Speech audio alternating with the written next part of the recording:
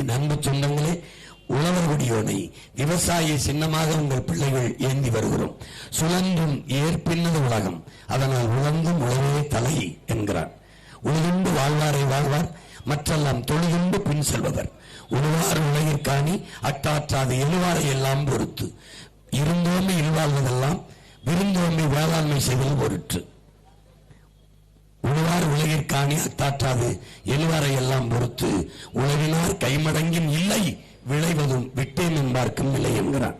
துறவரம் மூண்டு மண்ணாசை பொன்னாசை மக்களாசை எதுவுமே வேண்டாம் என்று போன ஒரு சன்னியாசி கூட உழவன் கைமடங்கி படுத்துவிட்டால் வாழ முடியாது என்கிறார்.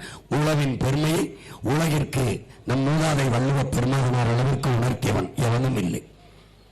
அதனால்தான் உணவு இல்லை என்றால் உணவு இல்லை, உணவு இல்லை என்றால் உயிர்கள் இல்லை, உயிர்கள் இல்லை என்றால் உலகம் இல்லை.